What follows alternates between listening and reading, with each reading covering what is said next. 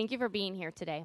My name is Kristin Reisch, and I am the mom of a child who had $500,000 in medical bills and 4 lengthy hospital stays before her first birthday. My daughter Anna is alive because of amazing medical care, but also because we had good luck and the good fortune to have employer-funded health care, which we could afford the copays and premiums of about $12,000 per year. Before she was 12 months old, Anna had amassed $500,000 in medical care. That is a tremendous amount of money, but that was the cost to keep my daughter alive from the time she was born until her first birthday. By the time Anna was 4 years old, she had had 7 surgeries, including heart surgery.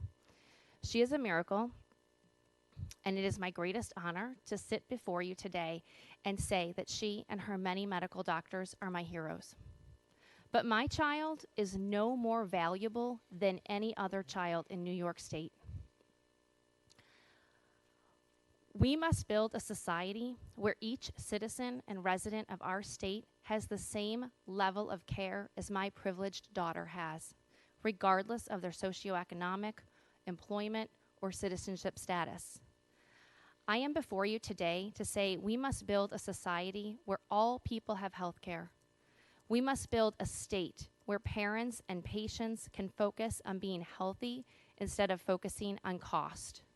The New York Health Act is critical to the well-being of each citizen and resident of New York State. We must demand that each person in New York has the same right to receive medical care. When my daughter was young, so many of our days were filled with fear, worry, almost daily medical appointments, many hospitalizations, and frequent new diagnoses. They were some of the darkest days of my life. I don't know how you focus on your sick child when you don't know how you will pay for her care. I do know that when you are worried about the bills, it is a lot harder to focus on your kid. When Anna was lying in her hospital bed at 4 months old after her heart surgery, with so many tubes coming in and out of her tiny body, I had a moment of pure panic. I had forgotten to call the insurance company to ask their permission for her to continue to live. We had gone to the hospital on Saturday morning, and it was now Tuesday afternoon. I had not called them within 24 hours to tell them about the admission and surgery, which meant, according to our contract, they didn't have to cover it. I can still remember the horror and fear I felt for those moments as I ran from my sick child's bedside to leave her alone in the pediatric cardiothoracic intensive care unit to call our insurance company. I had no idea how we would ever pay for her medical care. Thankfully, when we were admitted, the hospital had informed the insurance company, and the stay and surgery were covered after our copay.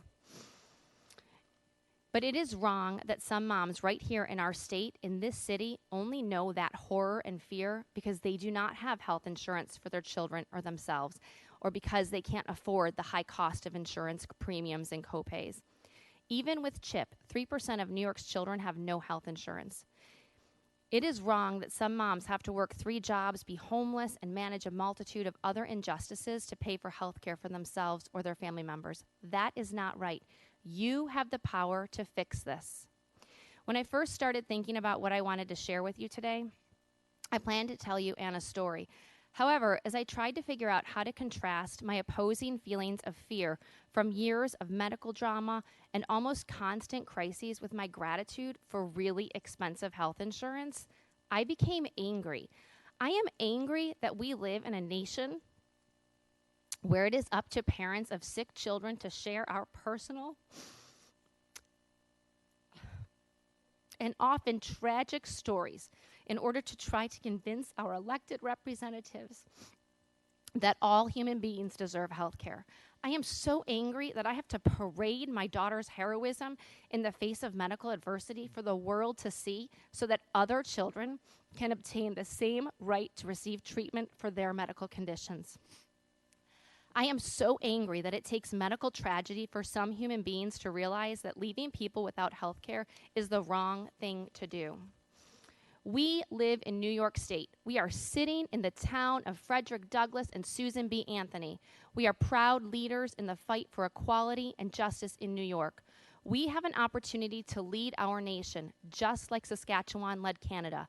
We can pass the New York Health Act and ensure that each person in our state has the same health care that my family has just because of our good fortune. You have the power to do this. You should not need me to tell you that health care is a human right, but if you do, please listen carefully. My child, my beautiful child, is no more worthy than any other child or human being in this state. Each human being must have guaranteed health care. The cost of not guaranteeing health care is too great, whether it is my child, your grandchildren, our parents, ourselves, or our neighbors. Health care is not optional. As a mom, as a healthcare worker, as a voter, as a human being, I demand that you and the rest of the New York State Legislature pass the New York Health Act this coming year. The time is now. Thank you. Thank you, ma'am.